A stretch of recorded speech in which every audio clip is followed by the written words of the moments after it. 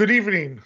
My name is Eric Kirk. I'm with David Frank, who took a week off last week, is back, ready to analyze. This is Redwood Wonk. And first thing we're going to talk about tonight is Joe Biden slumping in the polls. Debacle, at least according to the media, in Afghanistan, being blamed for the Delta variant, economy not coming back as quickly as everybody would like. You name it. It's happened. You got the fires, you've got the hurricane. Fair or not, it's perceived that the country just isn't going well, and the Republicans are sense blood. They're seizing on it, and a lot of questions as to whether or not Joe Biden, has got the strength to push his agenda through. We will be talking about the infrastructure bill a little bit later in the show, but the question is does he have the political capital, the strength to accomplish what he set out to accomplish, and what will be the impact, the long-term impact on next year's midterm elections? Dave. Hey there. I figured that I saw so much in writing about how his power is diminishing and a whole slew of other critiques of potential weakness in the midterms. So I dug in a little bit to the numbers and took a look. And so beginning during the last week of August, President Biden's approval crossed over disapproval, basically going below it. The disapproval became a higher number. So he was a plus 10 for much of his term so far. But he went down to about a -2 over a few days in the beginning of September. And then as of today, he's like a -4 with a disapproval of 49%, approximately approval of 45. So just for context, this approval is still higher than for President Trump at any point during his presidency. But also for context, that's lower than all of the other presidents since Truman at this point in their terms. So I would say that national polling indicates a slide of approval to the lowest of his presidency. Below 50% is not good. Again, relatively low, but it's primarily linked to his handling of the U.S. troop withdrawal in Afghanistan. So this, despite the fact that like a majority of people, 55%, agree that it was time to bring the troops home, depending on the poll that you look at. Only 1 in 3 think that the Afghan war was worth fighting. So what we're seeing is that people just don't like to watch the way this is unfolded on TV. And most certainly, they do not like to see comparisons to the troop withdrawal from Vietnam, which is one of the low points in our history. So we can talk a little bit more about that, how this plays out. But in general, the foreign policy negatives that presidents have had in the past don't translate significantly to their own presidency, their reelection prospects, but it could have a major impact on the midterms because midterms are almost always a very difficult time for presidents. So we'll dive into that a little bit more about what we could expect to see in the midterms. Yeah, we will talk about the midterms. I do think that, as you say, the president, the party in power in the White House, always has difficulty with midterms. I question whether or not the Afghan pullout will be the factor there. Americans have very short memories that way. I think that a lot of it will have to do with where the economy is at that time and the perception of what's happening. And whether or not things get really bad in Afghanistan, whether or not those 100 to 200 Americans get out okay. I think Biden probably would have made it okay if he'd gotten that evacuation out without that attack that killed 13 Americans. That was, I don't know what could have been done to prevent it. A lot of questions about how it happened. Some people are saying it was a miracle that there weren't more attacks. Apparently, if you believe Michael Moore, it was brilliant negotiating with the Taliban to actually provide protection that prevented it from happening. But is that a positive or a negative? I don't know. We'll see. There's, of course, there's talks about whether or not he's being weak and the Taliban are not letting Americans fly out on the airplanes. No, there's no knowledge as to whether or not they're on the airplanes. But what the Republicans are trying to sell right now is that he's weak and doesn't, know what's happening, doesn't know what to do about Afghanistan. The fires, of course, we've been having wildfires for the past 5 years. Actually, we've been having them for longer than that.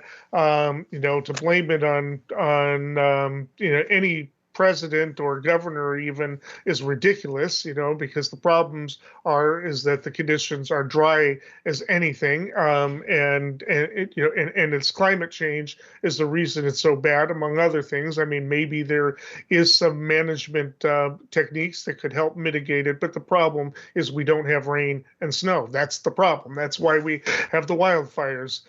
Hurricanes, we don't really know if they're being aggravated, but the problem is whether it's rational or not, it gets blamed on the president, or at least it affects the way we look at the president.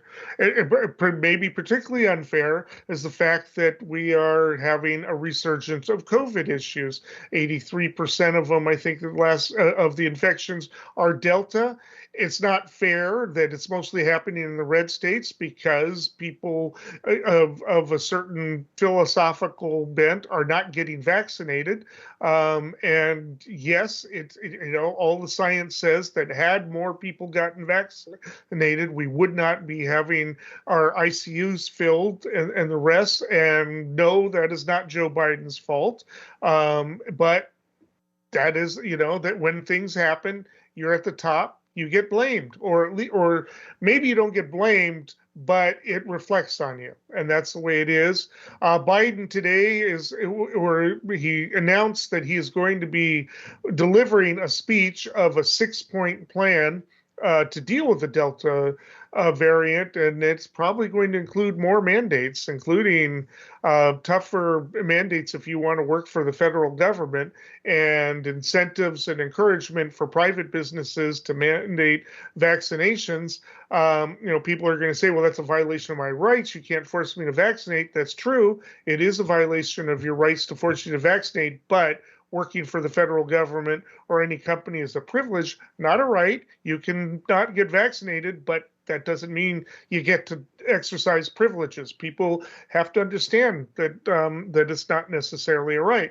So he may be coming down with that. Will people see that as strong leadership or a violation of their rights? Who knows? But he does have to turn it around because it's having an impact on the economy, and especially as we have a couple of days ago, the assistance, the unemployment enhancement ended. That means $30 billion has now dropped out of the economy. That's going to have a deflationary effect, which is kind of good maybe for the inflationary problems we've had, but it's not good for an economy that's trying to expand and lower unemployment and restore. So that's that's going to be an issue. On the other hand, there are a lot of jobs available. So if the conservatives are right that all these people have been sitting around eating bonbons and waiting, for the employment benefits to end before they go get jobs, then they should all be rushing for jobs right now, right? Well, the problem is they've got kids and they don't have a place to send them unless the school's open, and it's very complicated. So Biden has to make the schools safe. He's got to, and apparently this 6-point plan is to address that. It had better work. That's there's a lot in that, and that will affect. If it does work, that over the next month or so, we may see his approval ratings go back up. Yeah, so I think you highlighted a lot of the key elements of kind of why it's a headwind, so to speak, for President Biden and the prospects for the Democrats to hold Congress. Just in terms of like the lay of the land over a longer period of time, Democrats are well aware of what happened to the last two presidents when they're in their midterm cycle. So Bill Clinton's first term in 1994, Democrats lost 54 House seats, 8 in the Senate. They lost control of both houses to Republicans for the first time in 40 years. When Barack Obama, his first midterm was even uglier. Democrats lost 63 seats in the House. So this is, the summer where nothing seems to be going right for Biden so far. He's got to check some of the boxes about what you mentioned, and we'll talk more about a little bit later. Some of the other influences on him. But between foreign policy, economy, and climate, people do take it out on the people in charge, and the buck stops with the president. Right direction, wrong direction is an overall feeling about the State of the Union, and we'll see how this competency argument is able to be made by Biden going forward. All right, that takes us to the next topic. Okay, leading in from Biden, is there a Trump resurgence? Is it, there's all kinds of rumors that he's about ready to announce for 2024. Donald Trump is already fundraising around it. He's already saying that if he was in power, he would have had acted like Robert E. Lee, and he said that it was desecration that they took Robert E. Lee's statue down today, and he says he would have acted like Robert E. Lee, and we would have victory in Afghanistan. We're talking about the guy who negotiated the withdrawal, that Biden was honoring. But in any case, there's big talks. He's about to go back on tour again, and he is out there. There apparently are some polls that suggest that the election were held today, he would win against Biden. The Republicans sense blood, and DeSantis is in trouble because people are dying like crazy in Florida, and the ICUs are filled there, and he's in war with his school districts who are fighting him in court and even giving up their salaries to resist his anti-mask mandates. Anyways, he is so Trump is back out there putting his name forward. Do you really think that he's serious about wanting to run again in 2024? And could he win if he does? There are people out there saying that he's 99 to 100% committed to it, but that there are campaign finance rules that dictate that he would be much more flexible in how he can spend his war chest without actually being a declared candidate. I'm not a campaign finance expert. I'm not 100% sure how that works, but I do know that he's been able to raise very large sums of money from small donors. He reportedly has $100 million on hand at the end of June. But major Republican donors have been backing away from him, in part because they don't like the way he's spending his money, meaning like he goes to rallies and he continues to push the false narrative about the election. And there are a lot of billionaires out there and other fundraisers who don't buy into that. One of the quotes I read on CNBC, actually, speaking of billionaire donors, donors don't contribute out of the goodness of their heart. And right now they're being asked to donate money to an organization that has no other purpose than pumping cash into someone who doesn't need it and isn't using it. They have better things to do. So they're talking about what Trump is doing with that money, and what they want him to do with his time and energy is to work on taking back the House and Senate in the 2022 election cycle. So the other big money is going elsewhere, indicating that, in fact, Trump, despite how much he wants to be out there front and center, it's currently he's in this like holding pattern to see if he can get results in 2022 with his endorsements, which we could talk about in a minute. He's also pushing for a purge of his enemies in the Republican Party.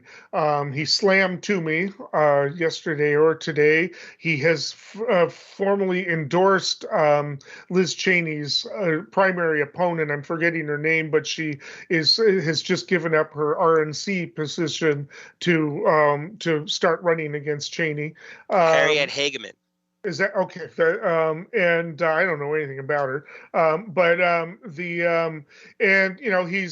he's had mixed results with his endorsements in the past. We'll see if he's got the power to do it. Meanwhile, I think Kinzinger, he's already talking. I think Kinzinger is. I probably should have made this one of my predictions, but I think he's going to be switching parties. For one thing, in Illinois' redistricting, his district is probably going to have to be broken up. But even if the Democrats aren't gerrymandering, he's got a loop around outside of the suburbs of Chicago, and so he's been able to have kind of a liberal district. That district's going to be broken up. I think the only way he survives is by changing parties, and he's already saying, if Republicans are going to be this crazy, we don't deserve to be in power. I think that's an indication he's going to be changing parties. So so anyway, he's wanting to consolidate his power in the Republican Party. Meanwhile, DeSantis, even though he's getting ready to attend this early event in Nebraska, which is always where people who are thinking about running in 2020 in the next Republican presidential campaign go. He's basically publicly said, no, I'm not thinking about it. That's ridiculous, because he doesn't want to buck Trump. I don't know if he wants to be Trump's VP or if he just figures he's going to bide his time because Trump won't be serious. And who knows if Trump is really serious or he just wants you to send him money. It's hard to say. But Jim Jordan and I forget who else, some other person came out and said for certain he is running. And seems like that's the way to go. A little early to be running on polls to say that he's going to be winning. The country is changing, every which way, and it seems doubtful that he'd be running against Biden anyway. Biden would be pretty old by then. He wouldn't be running against Harris. Would he be running against Harris? So far, Harris hasn't impressed. That's not to say she won't between now and then, but actually, it was kind of my prediction last week. We'll talk about this a little bit more, but I think he's going to be running. He could end up running against Newsom, but we'll talk about that later. But anyway, Trump, I think it's being exaggerated. I think it's a hype. I think Trump senses blood. I think he's exaggerating how much, all of these memes about how the world misses him. The world doesn't miss him. They're annoyed with Biden, even Europe and the rest, but they do not miss Donald Trump. Everybody knows that Biden was kind of saddled with what Trump started. They all do know that. Yeah, I would tend to agree with a lot of what you said. But I think, like you said, Trump senses blood in the water just because the media is, showcasing the car wreck right now. And Trump's kind of going through the motions to keep himself relevant. So he has endorsed to this point, according to Ballotpedia, 13 so in the National Congress, 13 senators and 6 House representatives, 3 of which were people who voted against him in the impeachment trial. So there's another at least 7 more people that voted against him that he'll probably put, fight to unseat them if he can. In state offices, there are 4 governors he's endorsed, including Abbott in Texas, Huckabee Sanders in Arkansas, Lee in Tennessee, and McMaster in South Carolina. Also 6 state executive offices. So he's kind of spreading himself out there, trying to, it's the politics of the personal for him, and going to the states where he can get money, basically. He also did hire people in Iowa to kind of get his back there and see what other people are going there, and so that he could arrange to fight on his own terms if he needs to. Me and you didn't talk at all about all these lawsuits against him that are pending. So there's all sorts of, the pendulum could fall on him at any time for all sorts of violations that he could be pushed out of the box. But one last thing I think worth mentioning is in social media. He still does not have access to Facebook and Twitter, and his staffers consider that vital to his reelection just because of the exposure that he gets. But in the meantime, he's gone through and filed a class action lawsuit against big tech for what censorship, and he's claiming there are First Amendment violations where he could get damages. He wants to overturn Section 230, but also he is seeking an ownership stake in the free speech social media app called Getter, which is kind of like Twitter, but it's owned by former Trump advisor Jason Miller. It stands for Getting Together, just Getter. he's already got other folks on board who are like-minded in the Trump camp who like to be in his wake with the base. So like House Minority Leader Kevin McCarthy, Conference Chair Elise Stefanik, Representative Jim Jordan, Lee Zeldin, James Lankford from Ohio, New York, Oklahoma, respectively. So all, the whole array of people that support him. It's about 1.5 million users so far, but their claim is that they're non-biased moderation, meaning limited censorship. It's already been a site where jihadists have come on there. So it's one of those things where Trump doesn't have the outlet that he currently needs, but he's fishing for more exposure and popularity. Yeah. All right, but if he kills off moderates, and then those and then the crazies he endorses lose in the general, and then they don't retake Congress or the Senate because of it, that's going to hurt him for 2024. But anyway, we'll talk about that again. But we are moving on to the next topic. I think I've made mistakes. I mean, every time somebody says I made a mistake, they do the polls and my numbers go up. So I guess I haven't made any mistakes. We showed up and we demonstrated that we would not have our voices silenced by a Republican Party that across the country had a singular intention on suppressing the right to vote. Some Democratic senators seem to imagine they could just break the rules on a razor-thin majority. Nothing would stand between them and their entire agenda, a new era of fast-track policymaking. The Republican Party moved very far away from reality. And the fact that you got colleagues of mine in the Senate who refuse even today to acknowledge that Donald Trump lost the election. How do you deal with that? Joe Biden is the president we need right now. Battle-tested, forward-looking, honest and authentic. He has never forgotten who he is fighting for. Okay, deadlines coming up for the infrastructure bills. A lot happening, a lot of drama. This is all really in the Democratic Party now because all of the Republicans are going to vote against it and do what they can to stop it or slow it down. But the Democrats have set, I believe, September 27th to vote on both. Manchin, of course, Senator Manchin wanted a strategic pause on the reconciliation 3.5 million bill. Sinema saying there's no way she can support $3.5 million, got to be cut. Sanders today said, I came down from 6 trillion, 3.5 trillion is already a very steep compromise, no more compromise, and no compromise bill, no bipartisan bill without the reconciliation bill. And the progressives in the House are saying, yes, no delays, and you don't get one without the other. The Biden and Pelosi and Schumer may be put in a hard place, but they don't seem to be sweating it. And Biden has said he doesn't think that Manchin's going to be a problem. Manchin and Sinema have put a lot of their political capital into the bipartisan one. So, the question is whether or not it's more important to them not to pass the reconciliation bill at 3.5 trillion or something comparable to that. It also has a lot of stuff that Manchin and his supporters don't like in terms of the climate change that maybe the coal industry doesn't like. And it also restructures, apparently, the taxes. They're looking to really restore a progressive taxation back to what it was years ago. I mean, a lot of stuff in there that the Club for Growth and the people who finance Manchin don't like. And Sinema has got to be kind of careful because she may have a hard time getting reelected in her primary. And so, I think she's maybe backing off a little bit, but we'll see. The question is are they, who's going to blink first, the progressives or the moderates or the people caught in the middle? Who's in control?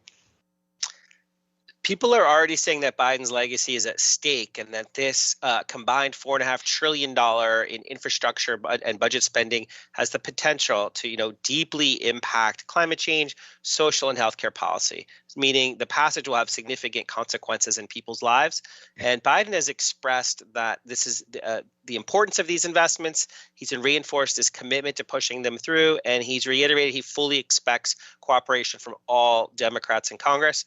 So like you said, the uncertainty surrounding this has to do with splitting the bills, infrastructure now, budget reconciliation later. And what I would say is really at stake is the overall size of the package.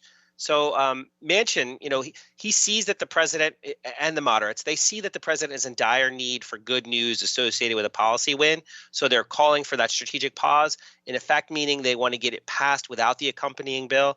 And so assuming that Senator Schumer and Speaker Nancy Pelosi can hold the line on behalf of the bulk of the wish list, I think we can expect that Manchin and the moderates will be able to cut significantly into the bill, which may in fact be the desired goal ultimately of the Democratic congressional leadership anyway, pass the elements that have sufficient support from the broadest possible set of members while using the moderates to walk back some of those progressive priorities where there's less support.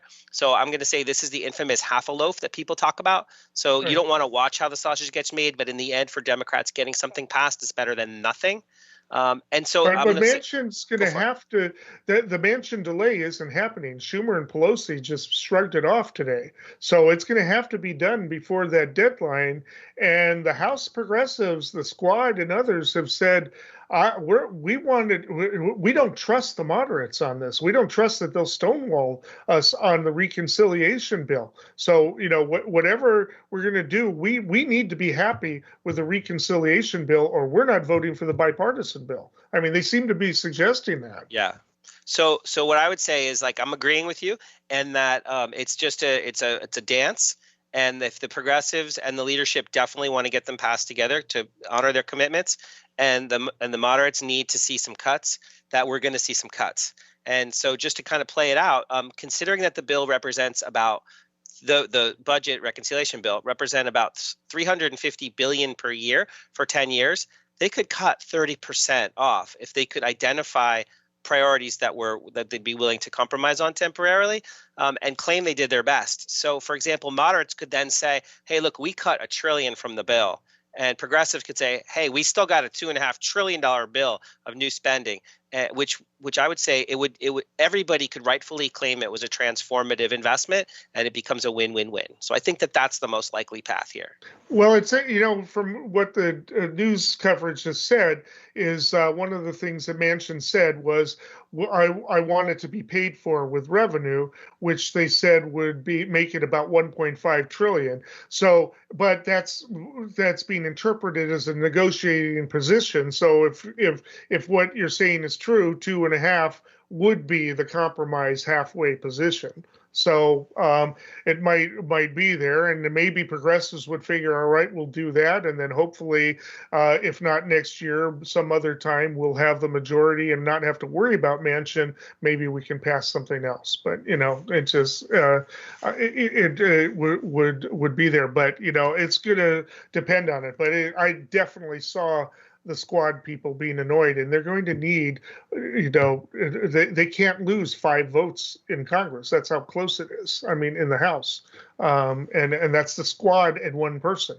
So it's just maybe 2. I mean, maybe they can hold as many as 5. I forget the numbers at this point, but yeah. It's just they can only be pushed so far, and they've got their constituents too that they've got to speak to. So anyway, it's going to be interesting, and not only that. I mean, AOC was really angry with Manchin over about it because people are dying with these storms hitting, which she attributes to the climate change. 12 people died in New York over this stuff, and he's trivializing the need to be able to address that. I mean, we've got a culture clash in the Democrats. You don't have these wide policy divisions within the Republican Party. You just don't. So it's but so if they do come together with this, it's going to be kind of a miracle. But Schumer and Pelosi and Biden do not look like they're sweating. They don't seem to be acting like they're nervous about it. They do seem like it's on track. So I don't know. Maybe they're just have good poker faces, and they're really scared. But I don't know. But they did brush off no strategic pause for the reconciliation bill. They're going to go at the same time. Sounds like. And I don't recall exactly how long ago it was, but I did see Bernie Sanders say, there's things that you want to cut, show me, tell me, explain to me why that's not important to you and your constituents. And and truth be told, like I said, this is the summer where nothing seems to be going right for Biden, and they really do need a win.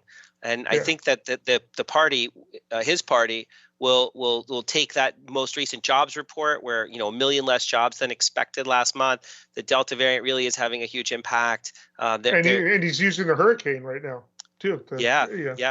Between the wildfires and the drought and the hurricanes, there's just a whole slew of climate change issues that need to be mitigated. And so there's enough justification around supporting the working class, around making modernizing the tax code. There are a whole slew of reasons why they do need to work together, and I think that will ultimately bring Manchin and Sinema aboard.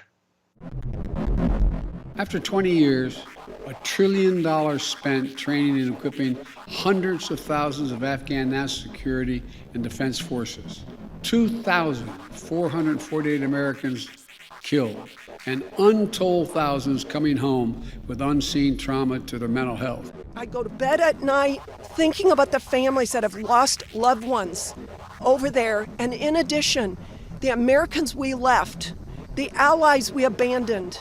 U.S. service members in Kabul did heroic work, securing the airport, protecting civilians of many nationalities, including tens of thousands of Afghans, and airlifting them out.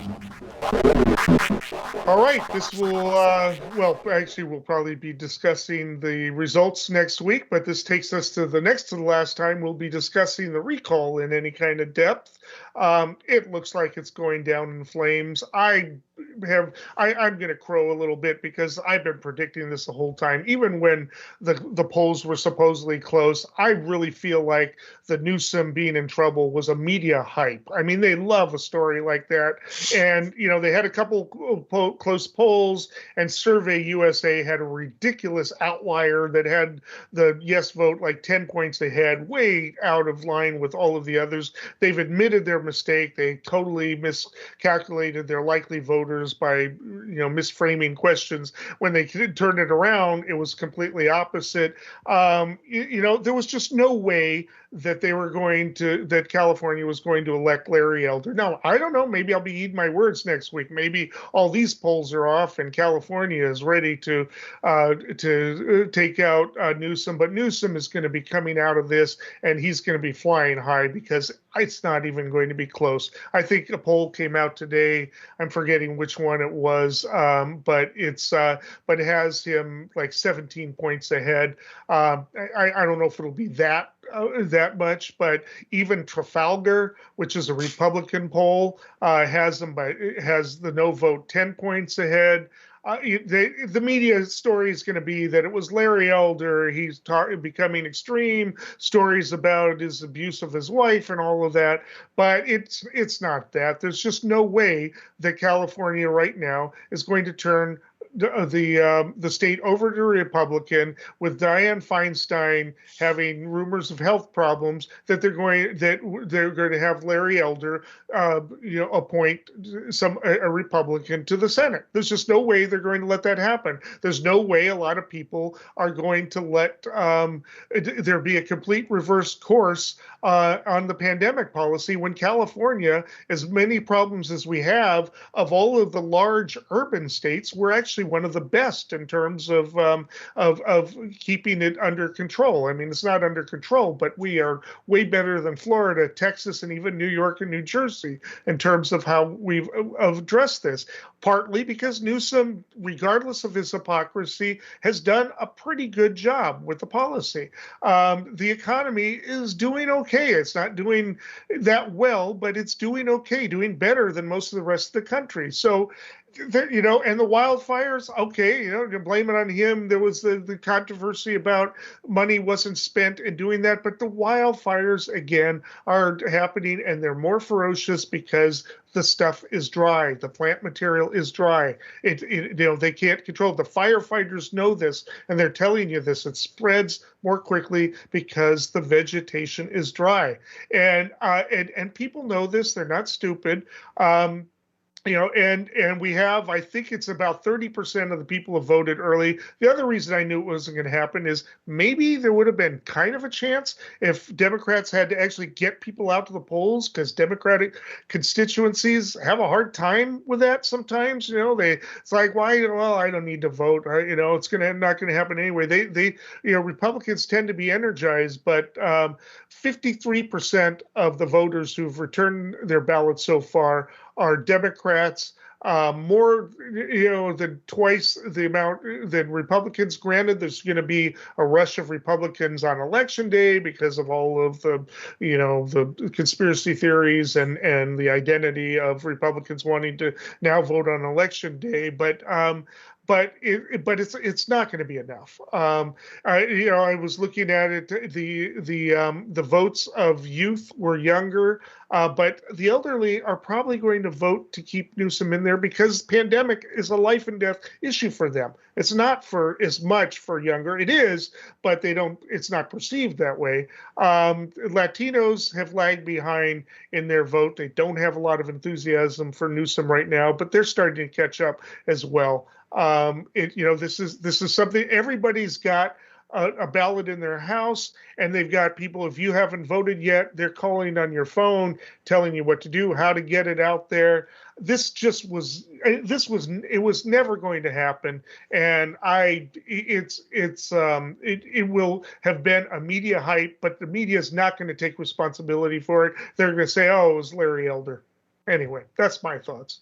Yeah, no, we tend to agree on a lot of these points that you made, and I want to just kind of highlight that enthusiasm gap as I think the indicative of what change we saw.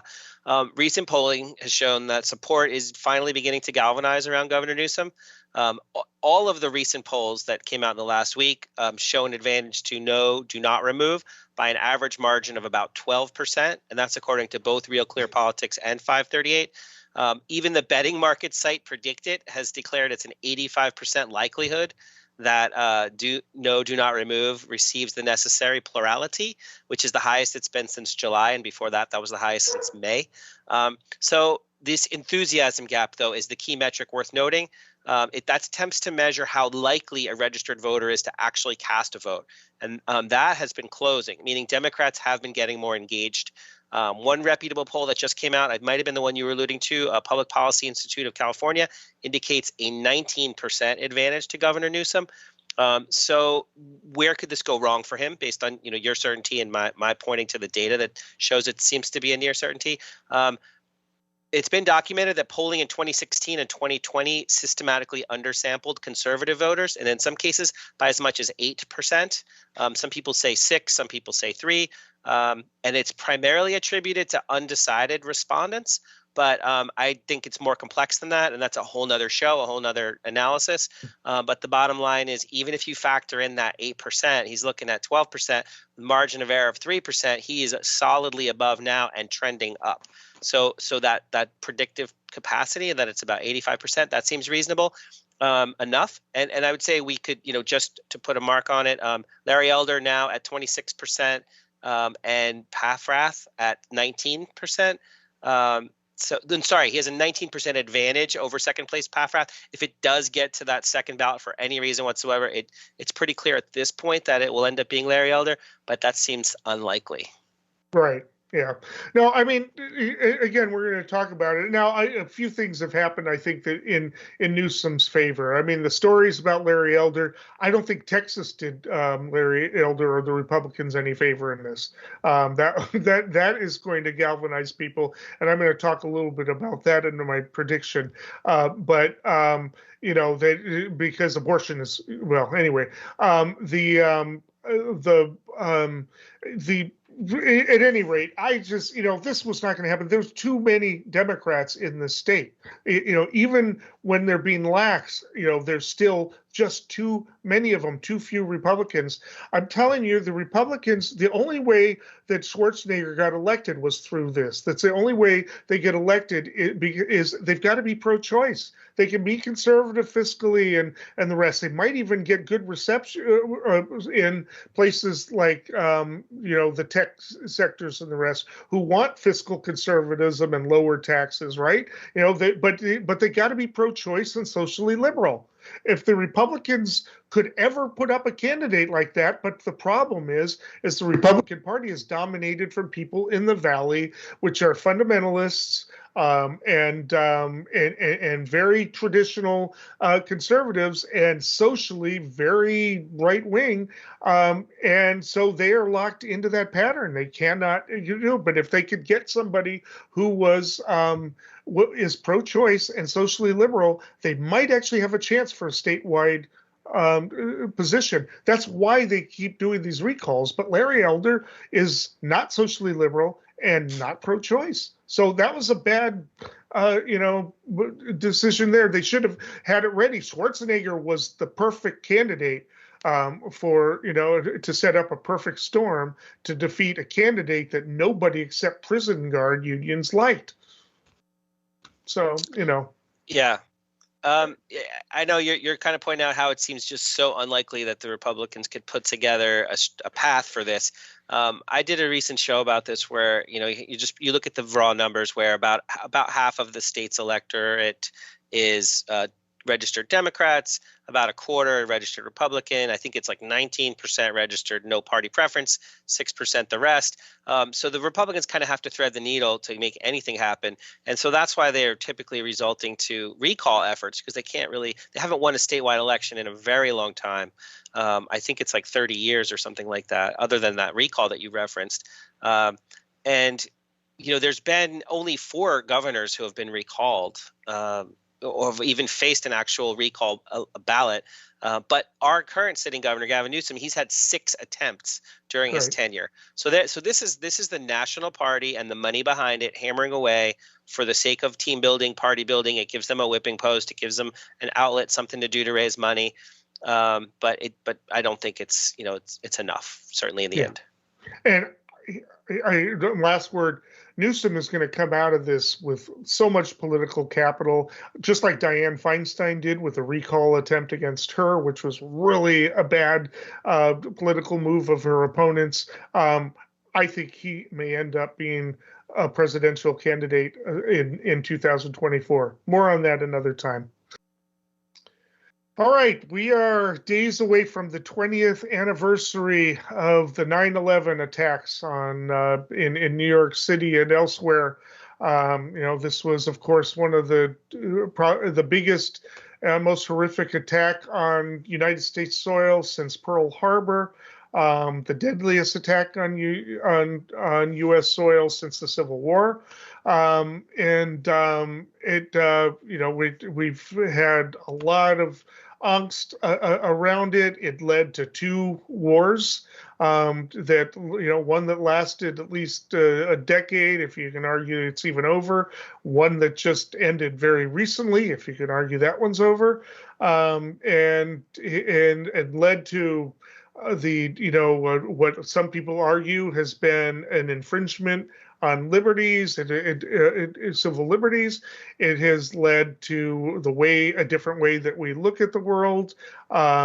It's hard to say. It changed the world forever. People who have been born into it. My son was born that same year, right around pretty close to a month after. He doesn't know, what it was like before that. But immigration laws changed, passport laws changed, the way we go on airplanes changed.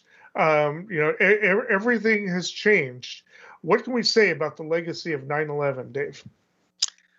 Yeah, this is one of those things where, maybe we could dedicate an awful lot of time to it, but I just wanted to touch upon some of the top line issues. And so I've focused on Afghanistan, Iraq and the Middle East, the global war on terror, and the Patriot Act. I think those are like 4 key things worth mentioning.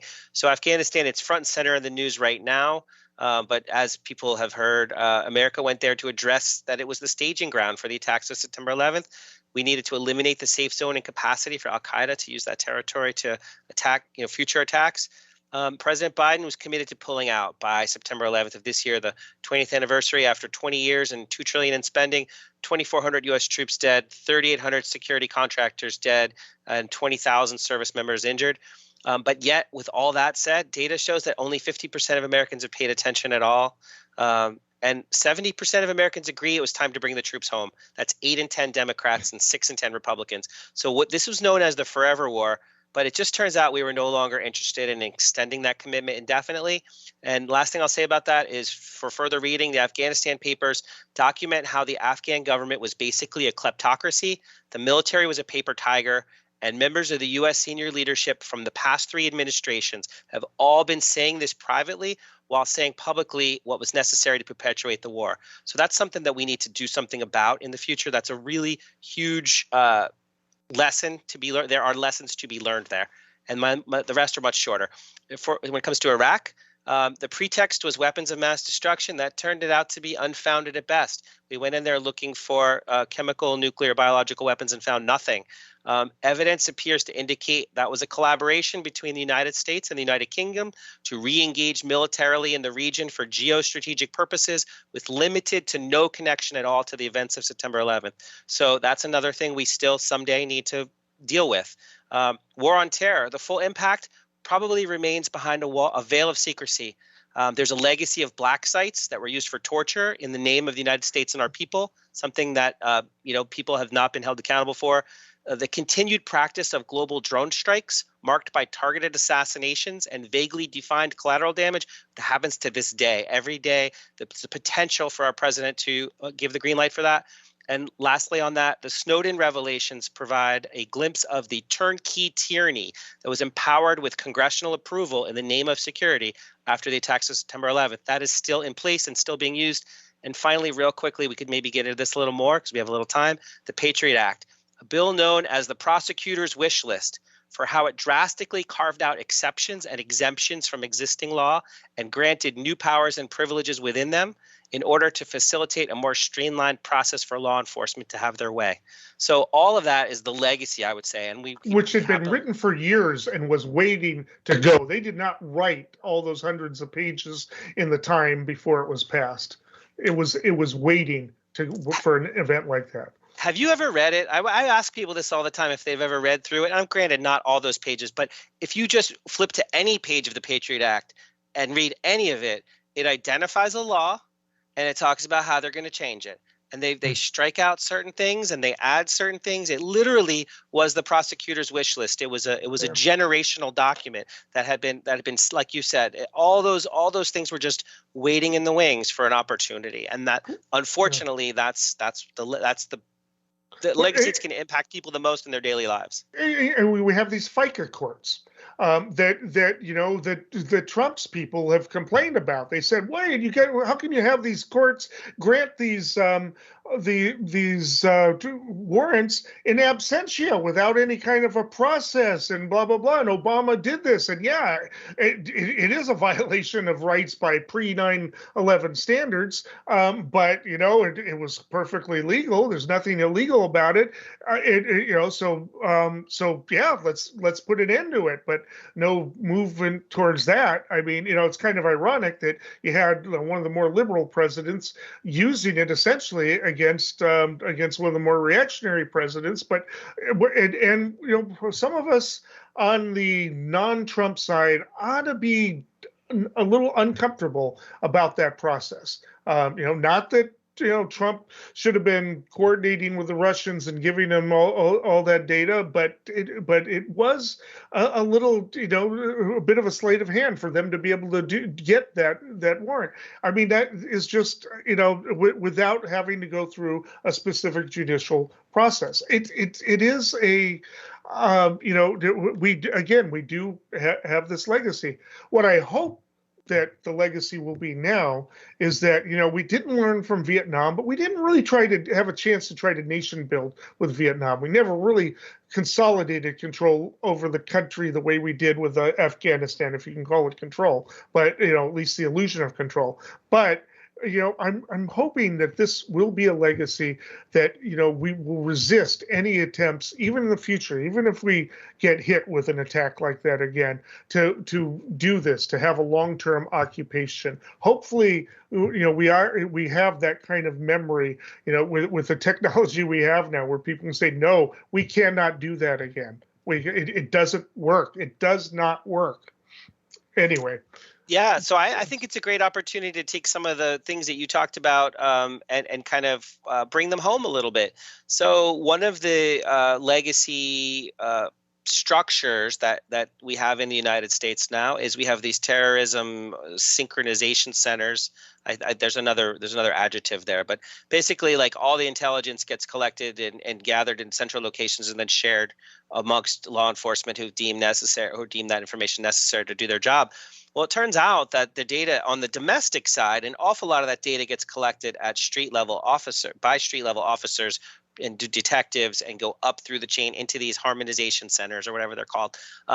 In addition, we have these giant data warehouses that suck up more than the Library of Congress, like, every week, like some massive amount of data, like every email, every phone call, everything is all stored up. And so the idea is that someday there's going to be a path that a prosecutor wants to go down, and he's in a favorable state with a favorable governor or a favorable federal prosecutor with a favorable president.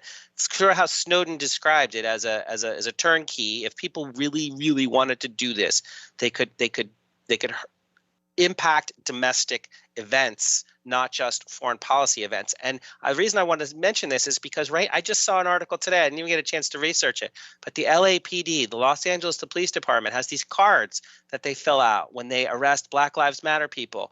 And they put down, give me your social security number, give me your social media name. Right. And they categorize it all. They collect it on every protester that they arrest, and they send it up to these harmonization centers. And then they outsource to these private contractors these keywords that are going to get searched and followed and tracked. And then these intelligence briefings get sent back down to the LA Police Department saying, oh, you're looking for these people? It's like Minority Report.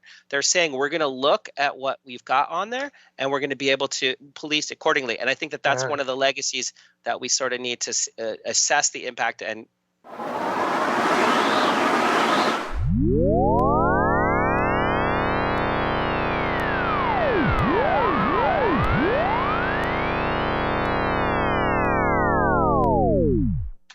All right, Dave, what have you got for us for predictions? My prediction this week is something that it seems a little targeted, but as soon as I saw it, I thought it was a no-brainer. One of the main financial backers of Republican candidates like Donald Trump was the Mercer family. So Robert and his daughter Rebecca. They have decided that they are going to back the author of Hillbilly Elegy, venture capitalist J.D. Vance, in his attempt to win the senatorial race in Ohio that's going to replace GOP Senator Rob Portman. So Rob Portman is one of those people who said, look, this town's DC is just not for me anymore. Nothing gets done. There's no collegiality. Being a senator is not a statesman anymore. So the Mercers are like, sweet, we'll get somebody like Trump. So they found J.D. Vance, and he's new to GOP politics. He's crafted a Trump-like political persona, and he's captured the America First approach to electoral politics. He is speaking to the base like Trump, but he has the dual advantages of learning from Trump's mistakes over the last several years, and he also doesn't have the baggage that comes from having to make tough decisions while in elected office during the pandemic. So I predict that he will effectively manage the message, take advantage of his deep-pocketed donor base, raise plenty of funding, and navigate the process on his way to electoral success, becoming the next senator from the state of Ohio. Well, I heard him way back when he was on his book tour on NPR. He's a very sharp guy. Didn't think he was that right wing then, but we'll see.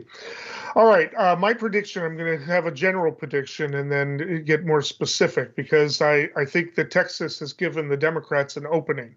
By so many years, Democrats and people have warned that that Roe v. Wade could be overturned, and so many times a lot of women, particularly women of upper class, have said it'll never happen.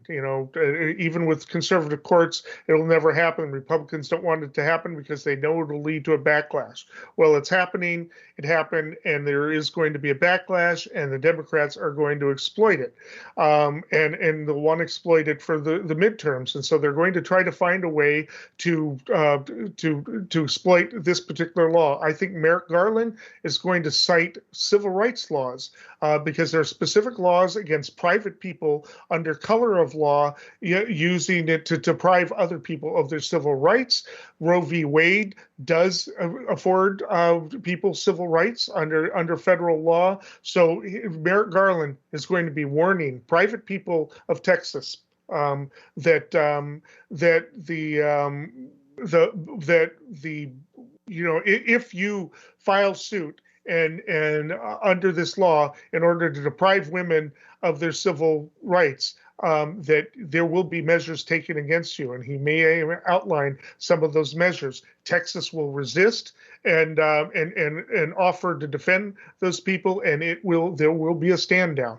And win or lose, that will be where Biden, his popularity goes up within at least the Democratic Party, maybe with independents, and certainly with women. But that is going to be, they are going to try to highlight that as their fight. And this Texas Republicans gave the Democrats a political gift with this, as bad as it is. And anyway. Well, we will be talking a lot more about that in future shows. All right, until next time, keep thinking.